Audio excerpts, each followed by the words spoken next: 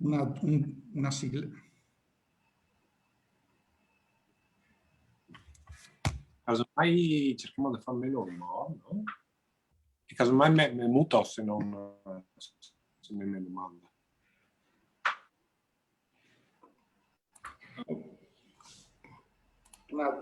Una sigla. Ok, perfetto, ci siamo. Ecco, finalmente siamo in diretta.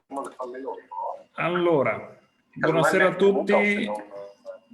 Io ringrazio gli ospiti che sono qui con me questa sera. Io sono Cristian Sergo, capogruppo in Consiglio regionale del Movimento 5 Stelle. E questa sera sono in compagnia non solo di Andrea Ossai, mio collega in Consiglio regionale, ma anche del dottor Stefano Vignando, medico di medicina generale, e del nostro amico Emiliano D'Ambrosi, che è uno degli oltre ormai 100.000 cittadini del Friuli Venezia Giulia che sono risultati positivi al Covid-19. Questa sera vi parleremo sostanzialmente di quella che è stata una mozione approvata lo scorso 25 maggio in Consiglio regionale, una mozione depositata dal nostro gruppo consigliare lo scorso febbraio, e che richiedeva un'attenzione particolare proprio alle persone che sono state contagiate dal coronavirus nel corso di questo anno, e quindi nel corso dell'emergenza pandemica che tutti noi conosciamo, e che ovviamente anche quando escono dall'isolamento domiciliare o escono dai ricoveri in ospedale hanno bisogno di cure e attenzioni. Di tutto questo, come detto, ce ne parleranno i nostri ospiti. Io, per far spiegare anche il percorso che ha portato al deposito di questa mozione, lascerei subito la parola ad Andrea Ossai, che ne era primo firmatario. Prego, Andrea. Grazie, buongiorno a tutti. Anch'io ringrazio Emiliano e Stefano veramente per aver accettato questo incontro, e anche di rispondere alle eventuali domande che vorranno farci tutte le persone che sono collegate o che si collegheranno a breve con noi. Beh, intanto, appunto, perché questa mozione? Sappiamo che la patologia, il Covid-19, in qualche maniera è una patologia nuova e che ha costretto gli scienziati a confrontarsi con quadri clinici ancora non conosciuti, e quindi però gradualmente nell'arco dei mesi almeno la scienza ci ha raccontato quelli che sono gli effetti sia a breve che a lungo termine di questa malattia, e dopo magari sentiremo anche la voce più autorevole del dottor Vignando. Io quello che posso dire è che da consigliere regionale, anche parlando con moltissimi cittadini che mi raccontavano il fatto che finita la malattia a tampone positivo, ripresa la vita di ogni giorno, moltissimi cittadini lamentavano ancora dei disturbi. Si incomincia a parlare di quello che è il long Covid, che è una sindrome non ancora ben definita in qualche maniera, no? Ci sono state delle pubblicazioni anche di linee guida in febbraio del 2021, anche la Fondazione Gimbe ha raccolto un po' di quello che è una revisione delle linee per gestire il long term Covid, così lo chiamano, e quindi questi sintomi che permangono anche dopo 5 settimane e che vedono tantissime persone coinvolte, perché appunto almeno da queste linee guida parlano di una persona positiva su 5 che mantiene i sintomi anche dopo 5 settimane. E quindi da queste sollecitazioni, dal dibattito, anche dall'approfondimento che abbiamo fatto studiando un po' quelli che sono anche gli articoli scientifici pubblicati, e anche confrontandoci un po' con quella che è la realtà regionale, quelle che sono anche le prime risposte che si stavano strutturando, penso a fine gennaio qui nella Sugi, nell'azienda Giuliano Isontina, hanno fatto partire un ambulatorio per seguire questi pazienti, e tra l'altro invece a Udine c'è stato uno studio osservazionale che è stato tra l'altro pubblicato pochi giorni fa anche sui quotidiani locali. Per cui a seguito di tutte queste sollecitazioni abbiamo deciso di depositare una mozione i primi giorni di febbraio che richiedeva la presa in carico post guarigione da Covid-19 e l'attivazione di percorsi di follow-up con conseguente esenzione del ticket per questi pazienti. In rapida sintesi, cosa chiedevamo? Chiedevamo innanzitutto che la Giunta deliberi delle linee di indirizzo regionali per la presa in carico di questi pazienti post guarigione, diciamo. Ecco, inoltre, perché queste linee di guida? Perché ritenevamo opportuno che ci siano delle indicazioni omogenee per la presa in carico e dei percorsi omogenei in tutta la regione. E che ci sia anche un minimo di coordinamento su quelli che sono gli studi anche osservazionali che le singole aziende o stavano facendo oppure si apprestavano ad iniziare. Questa mozione, tra l'altro, è stata, come ha detto Christian, approvata tra l'altro all'unanimità il 25 del 3. In realtà sui giornali e sulle televisioni c'è stato pochissimo risalto. Sul Piccolo di Trieste, ad esempio, non è stata scritta una sola riga, mentre sul Messaggero hanno pubblicato un articolo, tra l'altro riprendendo solamente il comunicato di Forza Italia che in qualche maniera si attribuiva il merito di questa mozione. Se volete anche lo condivido, insomma, poi si attribuiva in qualche maniera il merito di aver fatto questa mozione, cioè di essere riuscita ad approvare questa mozione all'unanimità. In realtà, se vedete, eccolo qua, la consigliera Piccin, no? Contributo del centrodestra è stato determinante per l'approvazione. Cosa conteneva in realtà questo emendamento del centrodestra così rivoluzionario rispetto a quello che avevamo chiesto noi? Chiedeva semplicemente di non fare una delibera come chiedevamo noi, ma di implementare quelli che sono appunto il piano regionale assistenziale territoriale, quindi mettere queste linee di indirizzo che chiedevo io di fare all'interno del piano, di questa delibera del piano regionale che già c'è, e quindi di prevedere, come avevo chiesto anch'io, anche percorsi di follow up. E poi l'esenzione che io chiedevo per le visite specialistiche che dovevano fare questi pazienti per questi controlli, che non venissero in qualche maniera rese esenti ai sensi di quello che è il decreto legislativo 124 del 98, che sono le prestazioni specialistiche finalizzate alla tutela della salute in situazioni epidemiche, ma che in qualche maniera, anche alla luce di quelli che sono gli studi osservazionali regionali, si chiedesse alla Commissione LEA nazionale un apposito codice per l'esenzione della spesa, per cui erano favorevoli a rendere l'esenzione, ma in qualche maniera chiedendo un apposito codice che naturalmente insomma, poteva anche essere una soluzione, ma sicuramente non è una soluzione a breve termine come poteva essere quella che avevamo proposto noi. Per cui in realtà questo emendamento che il centrodestra tra l'altro non ha neanche presentato, perché è stato un emendamento presentato direttamente dall'assessore, perché molto spesso succede che l'assessore prepara le cose, le fa presentare ai consiglieri di maggioranza, questa volta non li hanno neanche presentati. L'emendamento è a firma tutti i consiglieri di maggioranza, ma in qualche maniera è stato presentato dallo stesso assessore e che mi ha chiesto appunto in qualche maniera se poteva essere accettato questo impegno, che era molto simile al nostro, per cui non solo l'abbiamo accolto, l'abbiamo anche in qualche maniera sottoscritto, e poi è stata approvata all'unanimità questa mozione.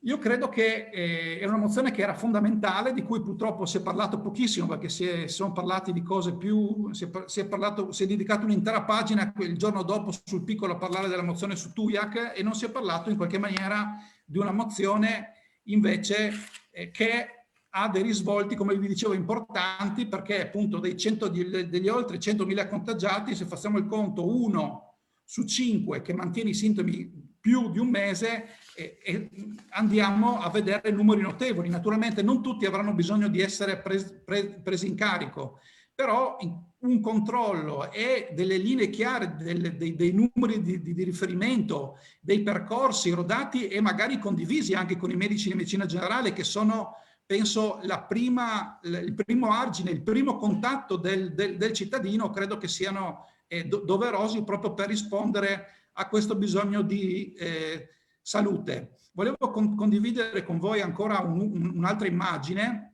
che è stato pubblicato l'altro giorno sul quotidiano locale, anzi su entrambi i quotidiani, che è questo qui. C'è questo studio appunto fatto dall'infettivologia, dal direttore dell'infettivologia di Udine, Carlo Tascini, che mostra anche, e questa immagine che mostrano un po' quelli che saranno magari i sintomi che poi andremo a descrivere meglio. Appunto, molto spesso la fatica, ma appunto abbiamo moltissimi sintomi che possono essere sia sintomi in qualche maniera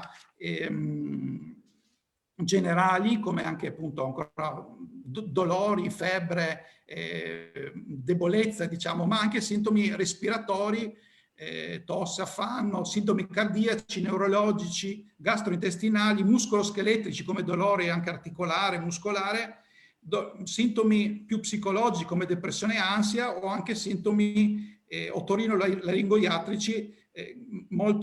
Si è parlato molto anche della parità del gusto, dell'olfatto, ma anche c'è mal di gola e altri tipi di sintomi, per cui i sintomi sono molto variegati e non tutti naturalmente si presentano assieme, però alcuni di questi possono in qualche maniera permanere, quindi c'è bisogno proprio di avere dei percorsi chiari, ma anche una continuità assistenziale, come dicevo prima, che coinvolga dall'assistenza primaria al servizio di riabilitazione, ai servizi specialistici, proprio per lavorare tutti assieme e non avere un'assistenza frammentata, ma anche condividere anche quelle che sono le informazioni preziose rispetto anche agli esiti di una patologia ancora non del tutto conosciuta. Con noi appunto ci sono due persone che ne sanno sicuramente molto di più del Covid, perché uno è un medico che in qualche maniera visita ogni giorno pazienti e che conosce bene, insomma, questa malattia, ma anche il nostro amico Emiliano, che in qualche maniera l'ha vissuta in prima persona. Tra l'altro, nello studio del professor Tascini si dice che i sintomi permangono di più e sono anche più numerosi in chi sviluppa la malattia in forma grave e magari anche a seguito del ricovero in terapia intensiva, che può dare appunto degli esiti anche importanti in maniera da debilitare la persona. In realtà Emiliano, dopo ci racconterà lui, insomma, non ha avuto una sintomatologia importante, però in qualche maniera mi raccontava anche prima, sente ancora in qualche maniera il peso di questo vissuto, per cui io passerei la parola a Emiliano e poi per ultimo al dottor Vignando, proprio per concludere e capire appunto anche quanto sono stati resi partecipi i medici di medicina generale e come pensa secondo lui se è corretta l'attuale percorso, l'attuale strutturazione dei servizi, o come sarebbe la soluzione ottimale per dare risposte di salute ai nostri cittadini rispetto a questa esigenza. Ti passo a te la parola, Emiliano.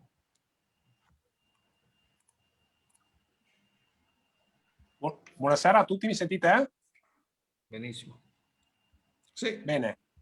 Grazie Usai, grazie Sergo per aver organizzato questo incontro e soprattutto grazie per aver portato avanti la mozione in consiglio, perché secondo me, secondo il mio vissuto, seguire la guarigione, la post fase acuta del Covid è una cosa importante e fino ad ora trascurata.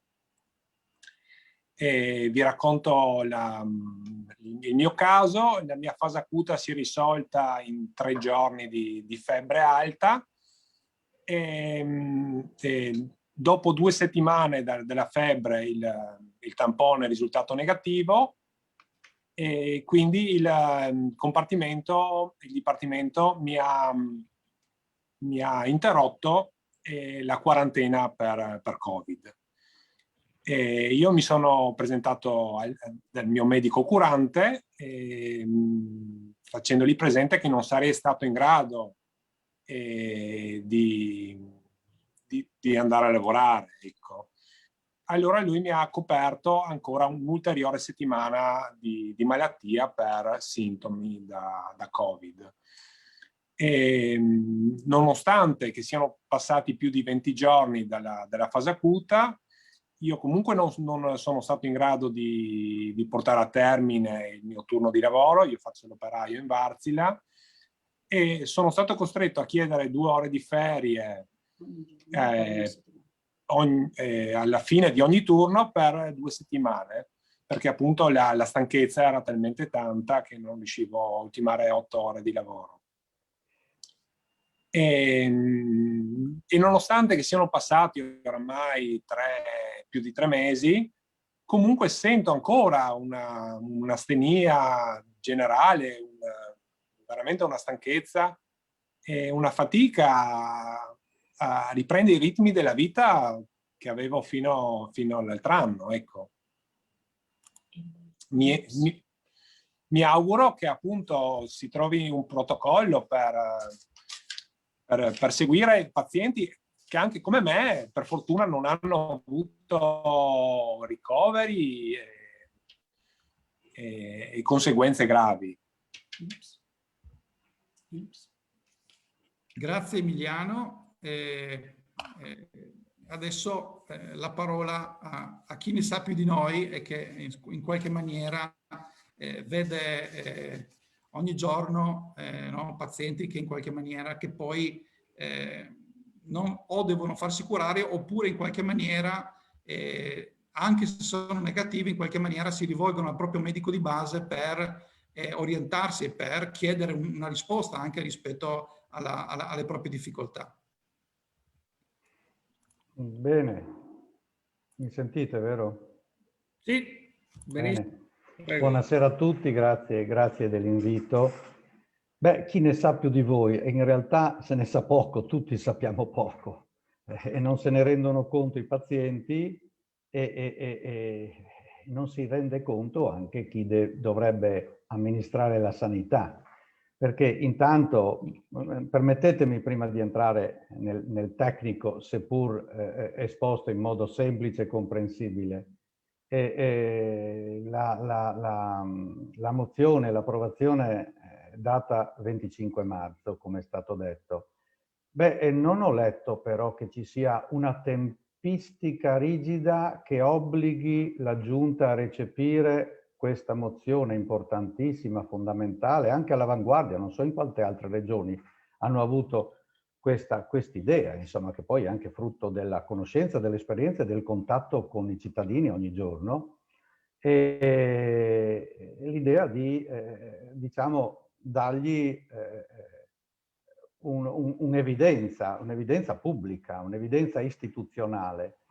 E quindi mi piacerebbe sapere quando verrà recepito in quel piano delle cure territoriali, della gestione anzi, potenziamento e riorganizzazione della rete assistenziale, piano di assistenza territoriale, così recita il titolo del documento approvato dalla Giunta regionale l'11 settembre dello scorso anno. Documento che è stato costruito senza mai aver ascoltato nessun medico di medicina generale. Ma lo dico perché sono anche presidente regionale del mio sindacato, quindi sono al tavolo regionale oltre che aziendale nell'azienda sanitaria di Udine, ASUFC. Mai siamo stati consultati per implementare, per collaborare, nonostante la collaborazione l'avessimo offerta più volte, alla redazione di questo importantissimo documento, che è venuto per secondo rispetto a quello di giugno che riorganizzava gli ospedali. quando la legge madre nazionale che delegava alle regioni in tempi stretti di elaborare queste due proposte metteva al primo punto il territorio e poi l'ospedale, ma si sa, l'ospedale diciamo è al centro dell'attenzione di tutti, il territorio sta là. Salvo poi accorgersi che laddove non funziona il territorio, vedasi Lombardia, ci sono disastri, infatti stanno andando indietro per una riforma che il precedente non poteva fare, per coerenza penso. E l'altra cosa che volevo dire è che si sa ancora molto poco di questa chiamiamola sindrome, perché è un corteo sintomatologico che associato a seconda delle situazioni crea diciamo uno stato fisico della persona che è stato ben descritto da Emiliano D'Ambrosi e come lui molti pazienti ce lo descrivono. Devo dire che io in quasi 40 anni di professione mai ho visto in un periodo diciamo post infezione acuta virale, classica, l'influenza, la più nota, la più frequente, ho visto simili cortei sintomatologici, simili situazioni. Il primo sintomo, il più importante che resta per tanto tempo è proprio l'affaticamento, l'astenia, la stanchezza cronica. Bene, allora andiamo un attimino a inquadrare questa sindrome, questa nuova situazione, questa nuova evidenza che nasce dal contatto quotidiano con i cittadini, con i pazienti, con le persone che hanno patito più o meno gli effetti di questo virus pandemico. E devo dire che non sempre questa sindrome si associa alla gravità della malattia. Talvolta la malattia non è grave, non c'è ospedalizzazione, può essere anche, diciamo, non asintomatica, ma paucisintomatica, vuol dire pochi sintomi, neanche tanto pesanti, e poi si continua a non stare bene, a detta dei pazienti. Quindi, comunque, siccome è una cosa nuova, quello che dirò è sempre, va preso col beneficio del dubbio, con la necessità di evidenze che alla fine devono essere per forza scientifiche, perché le sensazioni non fanno scienza. E c'è qualcosa di nuovo e dai numeri è anche abbastanza diffuso. Riallacciandomi al discorso di prima fatto da Andrea Ussai, che citava che Azugi ha diciamo, creato un ambulatorio specifico, in realtà le chiama complicanze, li definisce complicanze. L'ambulatorio è un ambulatorio neurologico, come se tutto si risolvesse in un problema neurologico. In realtà il problema è molto vasto e quindi la persona andrebbe valutata nella sua totalità, una visione olistica, non specialistico-settoriale.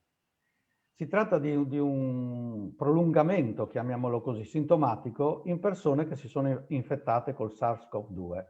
La SARS è la sindrome acuta respiratoria grave, ma in realtà il virus colpisce tutti gli organi ed apparati. E nonostante i successivi controlli con tamponi molecolari, nasofaringei o sierologici, queste persone sono considerate lungotrasportatori, cioè che hanno ancora virus o parti di virus o comunque una reazione abnorme del proprio sistema immunitario.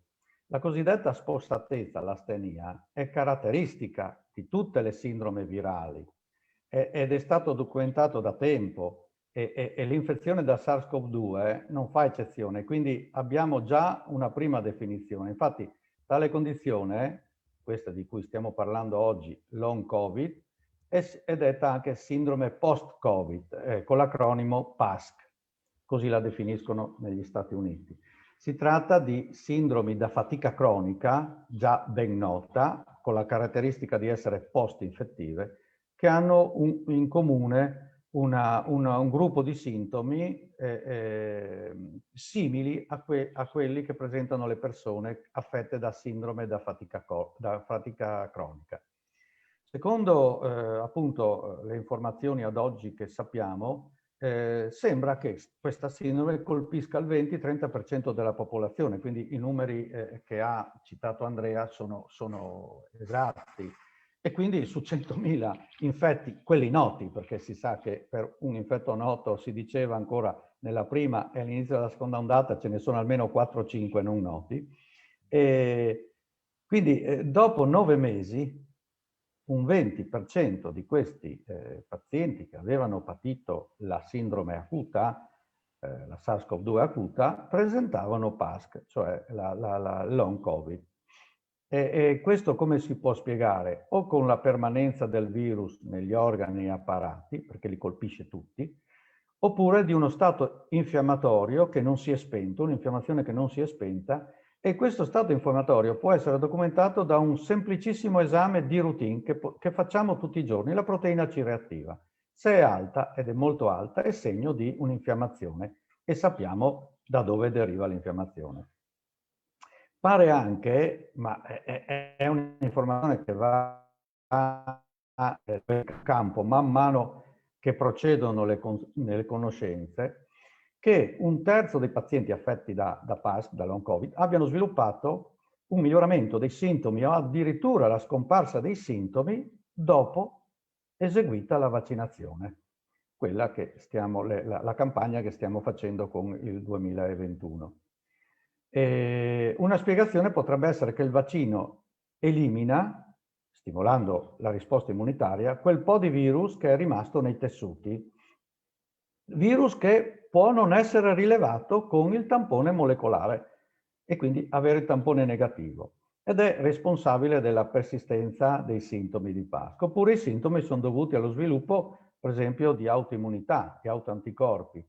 E il vaccino è in grado di spegnerla riequilibrando il sistema immunitario, riportandolo nella sua condizione fisiologica, cioè una risposta, un picco e poi scema tutto e si torna alla restitutio ad integrum, che vuol dire tornare come si era prima di infettarsi.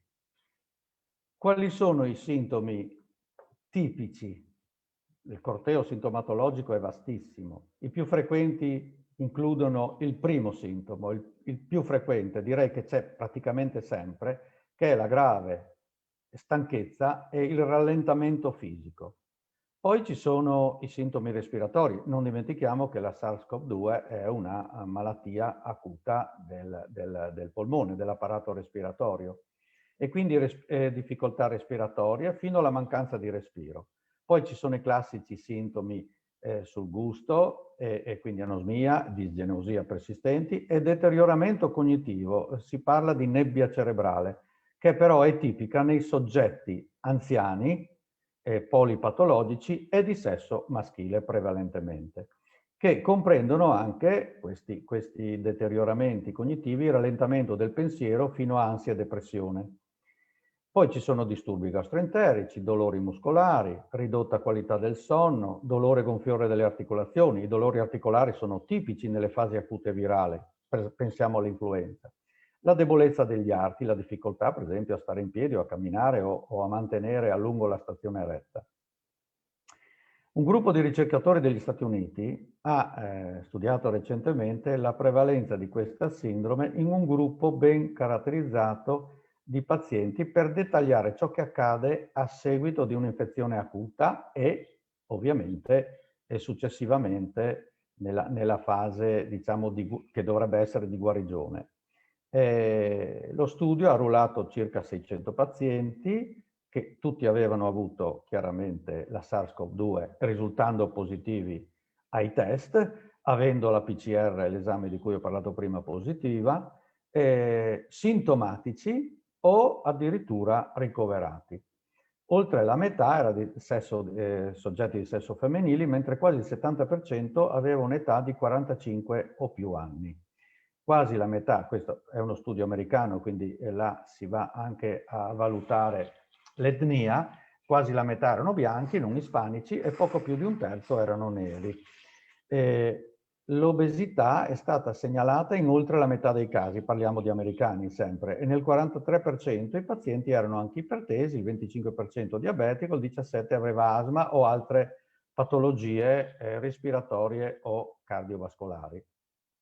La malattia grave è stata segnalata nel 40% dei casi e nel 25% di casi di questi 600 pazienti era una malattia molto grave.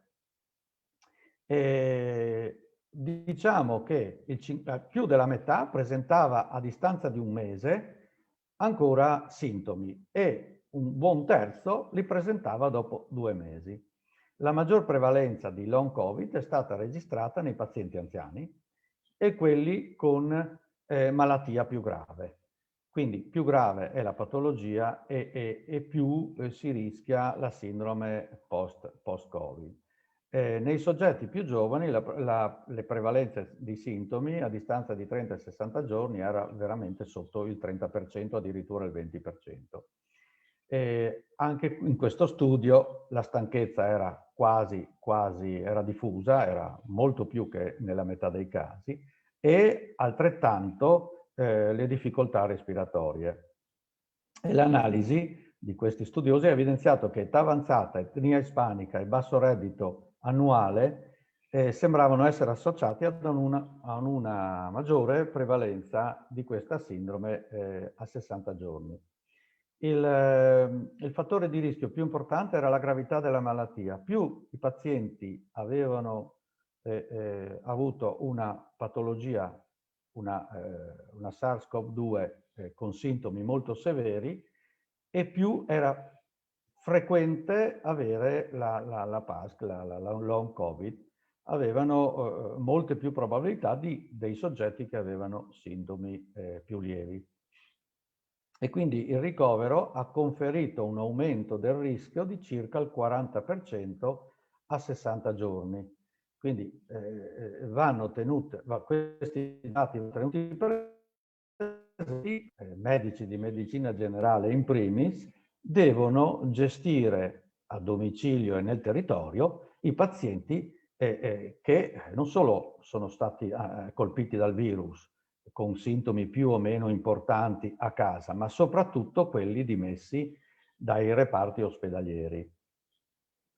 E queste persone, tra l'altro, continuano a presentare impatti negativi a lungo periodo sia sulla salute fisica che mentale e ovviamente anche sulla capacità di lavorare, come confermato prima Emiliano D'Ambrosi, e questa sensazione, questa diciamo, situazione è confermata proprio da uno studio, il FOS-Covid, è uno studio sempre americano. In conclusione possiamo dire che se la malattia acuta ancora non è del tutto nota, e la si sta studiando continuamente, soprattutto in termini terapeutici e preventivi, ancora meno sono le certezze per quel che riguarda il long Covid o PASC, che dir si voglia. E sono aperti molti interrogativi. Chi sono i pazienti più a rischio? Probabilmente coloro che già prima dell'infezione risultavano obesi, ipertesi, affetti da malattia mentale, ovviamente anziani, polipatologici, e sulla base di quale decorso è immaginabile una guarigione lenta o duratura. E quindi è ancora presto per dire se questa sindrome lascerà delle cicatrici a lungo termine, perché la si è cominciata a studiare da poco. E quello che sappiamo è che molto dipende dalla capacità dell'organismo di rispondere all'infezione virale, quindi col sistema immunitario.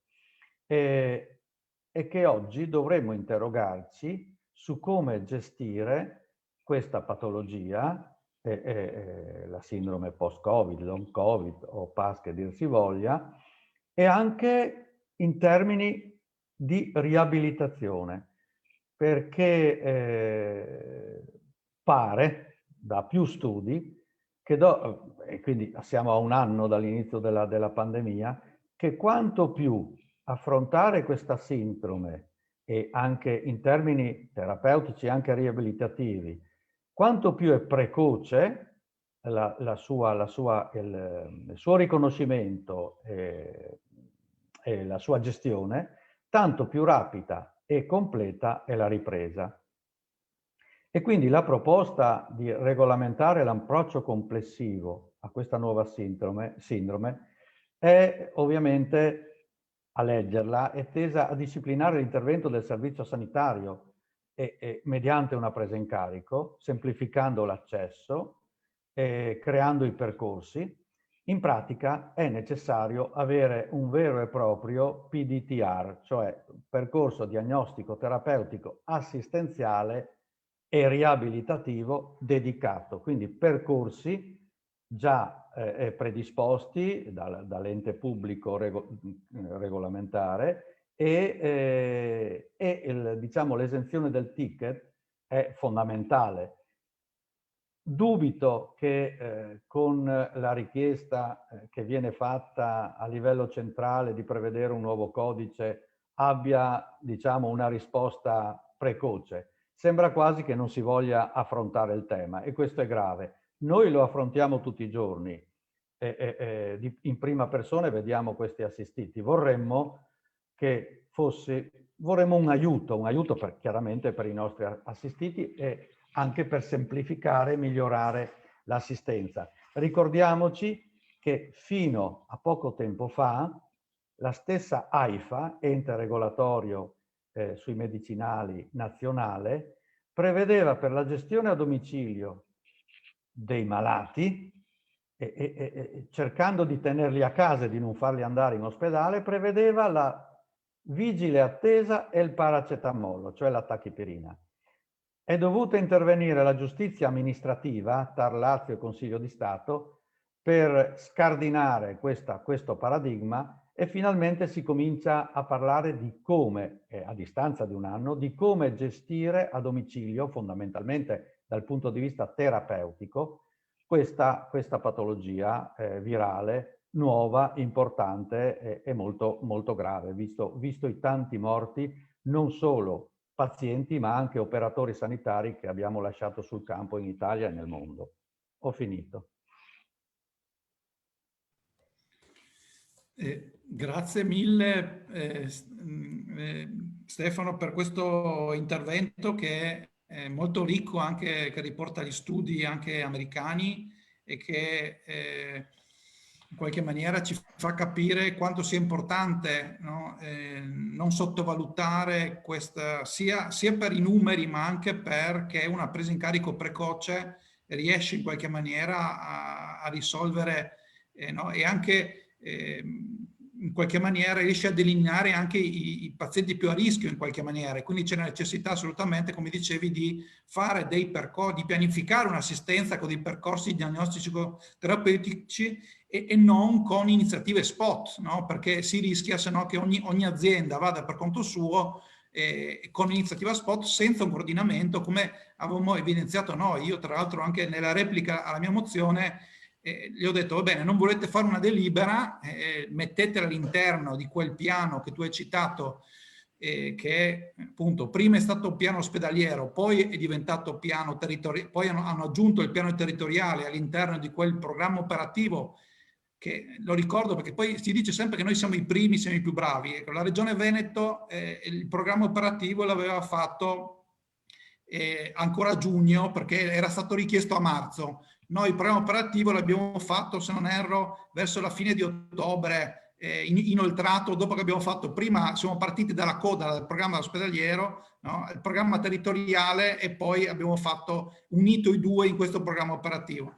In realtà però, come dicevo, anche l'ambulatorio, no? Che è stato attivato qua a Trieste, nella bibliografia cita le linee guida della Regione Toscana del 20 luglio del 2020, per cui non avendo delle linee regionali, cosa fa giustamente, no? Chi ha strutturato questo ambulatorio cita le linee del luglio del 2020, quando la Regione Toscana faceva una delibera regionale, la numero 838, per il follow-up dei pazienti clinicamente guariti ma che in qualche maniera continuavano ad avere dei sintomi, per cui stabiliva dei protocolli diagnostici che poi naturalmente come dicevi tu, non conoscendo la malattia, probabilmente sono in continua evoluzione, però già incominciava a dare delle linee omogenee proprio per strutturare questi servizi. Tra l'altro mi sembra importante anche la tua sottolineatura sul fatto che bisogna prendere in carico tutti, non solo quelli che appunto magari hanno avuto il ricovero, perché è vero che se ho avuto più sintomi, cioè se ho avuto la malattia con dei sintomi più gravi, è più probabile che continuino i sintomi, ma in realtà abbiamo visto che anche con un decorso magari più soft possono rimanere alcune sintomatologie, per cui in qualche maniera appunto, anche facilitare l'accesso e non limitare l'accesso magari solamente a pazienti che sono stati ricoverati o a pazienti che magari possono essere inviati, che ne so, solo dal Dipartimento di Prevenzione o della Medicina del Lavoro, come veniva per la prima attivazione dell'ambulatorio triestino, e coinvolgendo proprio voi, che siete quelli che in qualche maniera siete il punto di riferimento un po' di tutti i pazienti, credo sia importante. Per cui ti ringrazio per proprio il grosso contributo e ringrazio tutti voi. Non so se ci sono domande o se Christian voleva, so che tu volevi anche o dare altre notizie o proporre un po' di quelle che erano le domande che venivano fatte su internet. No, intanto volevo salutare anche appunto chi ci sta seguendo su Facebook, sono passati vari amici che ci hanno ringraziato anche per l'interessante appuntamento, e c'era tra questi anche Nicoletta che appunto ci dice che domani andrà proprio a fare la visita all'ambulatorio della SUGI, e appunto era curiosa di sapere magari qual è la possibile soluzione ai suoi piccoli disturbi. Lei ha avuto ovviamente il Covid già da un po', soffre ancora di stanchezza, dice che ha dei colpi di calore e che per fortuna il mal di testa è passato da pochi giorni. Questi sono poi sintomi che anche dicevamo appunto poco fa, e il dottor Vignano ci ha illustrato molto bene. Adesso sulle possibili soluzioni, e sono proprio quelle che ovviamente noi abbiamo cercato con questa mozione di ottenere in qualche modo, e poi estendere, come si diceva, a tutta la regione, cose che appunto, come ricordava Andrea, per assurdo in regione Toscana sono già, diciamo, state protocollate con una delibera di giunta ancora quest'estate. E quindi è stato quasi un po' anche una sorpresa, no? Vedere una mozione del genere approvata un anno dopo l'avvio della pandemia, ma ricordiamo anche che un anno dopo l'avvio dell'emergenza sanitaria, finalmente, visto che lo possiamo dire perché ne abbiamo qui uno dei rappresentanti, i medici di medicina generale potranno finalmente anche vaccinare la popolazione. Questo è sicuramente, l'abbiamo detto anche poco fa, noi sarà il vero cambio di passo poi, perché avere 900 e più persone sull'intero territorio regionale potranno essere adibite anche a questo, sarà sicuramente importante per uscire quanto prima tutti quanti insieme da questo periodo che sta causando problemi non solo a livello sanitario, come abbiamo avuto modo di dire fino adesso, ma ovviamente su tanti livelli della nostra regione e del nostro tessuto, ovviamente anche quello economico. Le buone notizie ci sono, perché comunque avete parlato anche di questo ambulatorio di SUGI a Trieste, ma ci sono anche stati ovviamente casi dove la nostra ricerca ha dato il meglio di sé, sia quando si è trattato anche di trovare o di isolare anche il virus in prima istanza, ma è notizia anche di oggi di un nuovo farmaco che parrebbe poter bloccare i danni anche ai polmoni del Covid-19, una nuova scoperta di un team, come lo definiscono i giornali, triestino londinese, e quindi speriamo che ovviamente anche per quanto riguarda le cure post-Covid la ricerca della nostra regione, anche le nostre eccellenze riescano a dare il meglio di sé, come spesso è accaduto. Io non so se Emiliano voleva aggiungere qualcosa a quanto diceva anche il dottore, e se si ritrova ovviamente in quanto detto, visto che ci deve anche salutare, ma ovviamente chiudiamo anche noi. Emiliano, voleva aggiungere qualcosa? Sì, io vi ringrazio di avermi invitato, di aver dato voce al mio caso personale, ma che è comune a tantissime persone che sono state infettate. E vi ringrazio e vi saluto a tutti quanti. Buona serata. Va bene, grazie a te Emiliano. Ciao. Ecco, dottore, per quanto riguarda i vaccini, avete novità su questa che da noi sembra l'ennesima rivoluzione, ma che in altre regioni, anche in questo campo, i medici ovviamente sono già attivi. Oggi ho letto che anche nella Bassa Friulana i medici di medicina generale sono già di fatto attivi anche da questo punto di vista. È ovvio che ci sono molte problematiche legate anche alla disponibilità dei vaccini, però insomma, adesso non per aprire tutto un altro scenario, perché se no stiamo qua altre 2 ore a parlare di vaccini e vaccinazioni, però giusto magari se vuoi dirci qualcosa su quando anche voi sarete disponibili su tutto questo. Grazie. Allora, la medicina generale, che non è solo medici di assistenza primaria, cioè volgarmente detti medici di famiglia, ma la medicina generale è tutta, è quella che assicura un'assistenza H24, 7 su 7, 365 su 365, articolata com'è con il medico di famiglia di giorno e la continuità assistenziale, cioè la guardia medica di notte, sabati e domeniche. Quindi è tutta la medicina generale coinvolta, anche se sembra che ci siano solo i medici di famiglia, gli altri non esistano. E non dimentichiamo che c'è una terza figura nata il 9 di marzo del 2020, che sono le USCA, le unità speciali di continuità assistenziale, che ad oggi comunque la loro attività è disciplinata unilateralmente, parlo da sindacalista, dalle aziende sanitarie senza una regia centrale, quindi regionale, e ogni azienda è andata per conto suo, declinando in modo talvolta fantasioso, spesso illegittimo, la normativa nazionale, che è molto precisa e segna e mette dei paletti ben fissi. E le USCA le dovrebbero conoscere tutti, soprattutto la medicina generale, quindi medici, famiglie e guardie mediche, perché sono la longa manus della clinica e quella che vede veramente il paziente nei casi in cui, moltissimo all'inizio, la prima e seconda ondata, il medico di famiglia e la guardia medica non possono andare a domicilio del paziente perché sprovvisti di DP. Anche questo è un altro grosso problema. Molti operatori sanitari, soprattutto medici, sono morti in servizio appunto perché sono andati a mani nude, soprattutto nella prima ondata e soprattutto in Lombardia.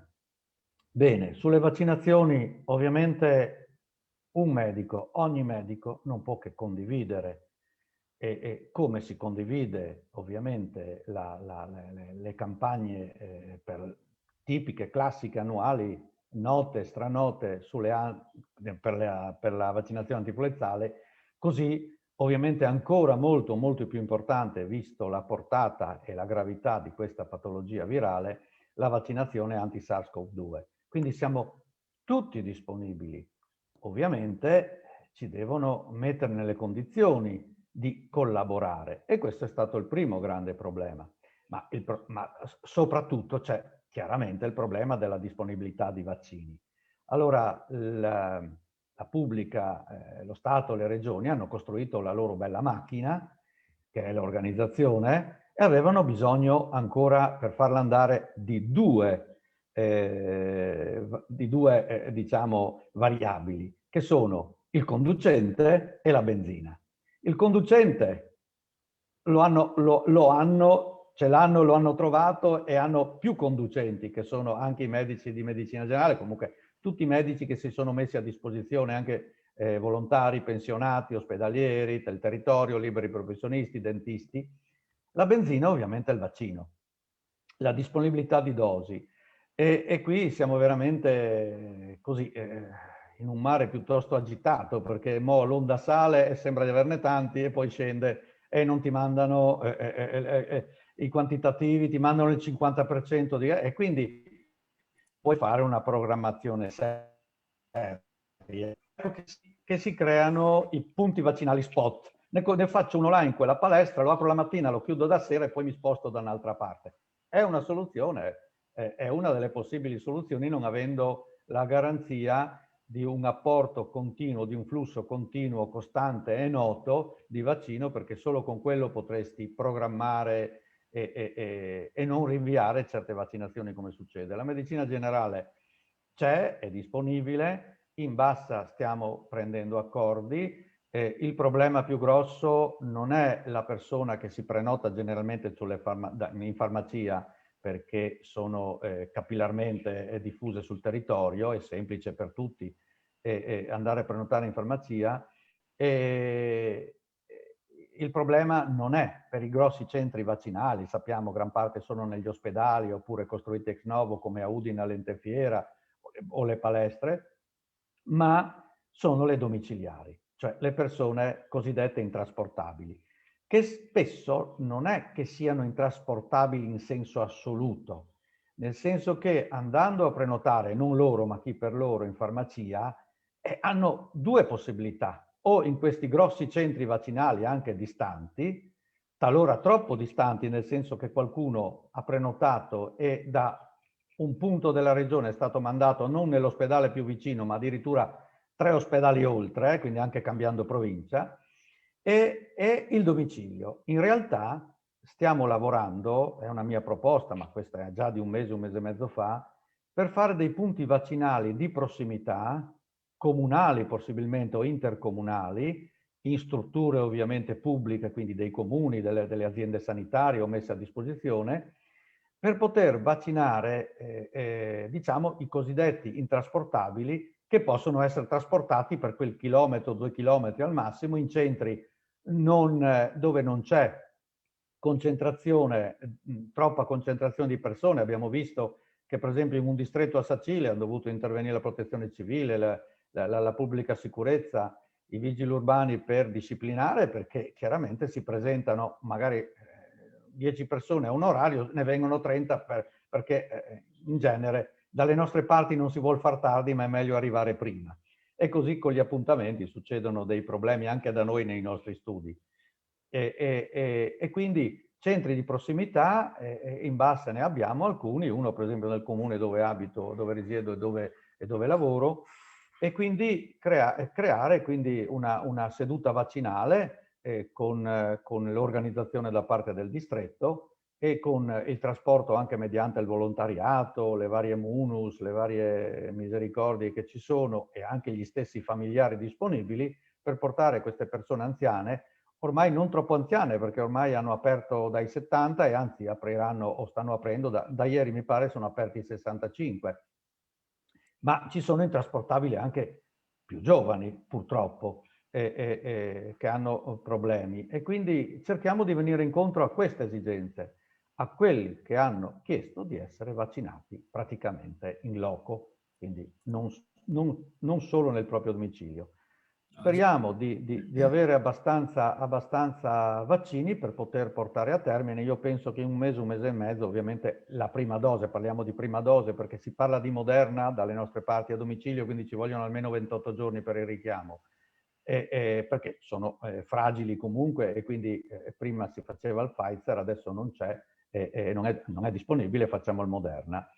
Però ci sono anche i problemi con l'AstraZeneca, quindi vedremo un po' cosa decideranno in questi giorni. Sta per arrivare il Johnson, che però è costruito, tra virgolette, come l'AstraZeneca, e quindi anche lì ci sarà da valutare i possibili effetti, diciamo così, indesiderati. Perfetto.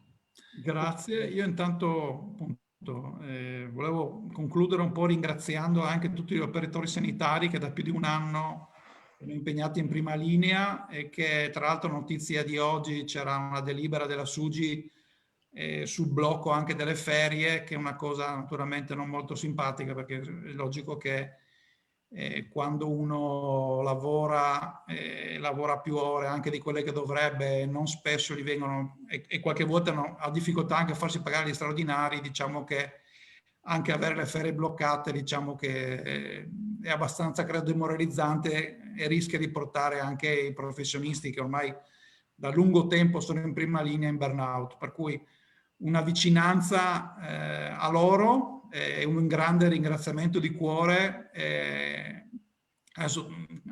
Adesso Stefano sei qui, per cui ringrazio te, ma ringrazio in realtà tutti quanti quelli che stanno sacrificando per noi, e cercheremo insomma di venire fuori tutti assieme, per cui quindi un saluto da parte mia e lascio i saluti naturalmente finali al capogruppo.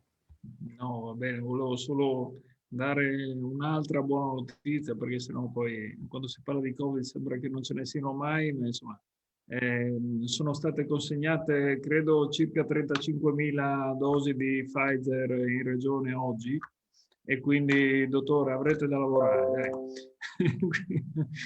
Siamo contenti. Va bene.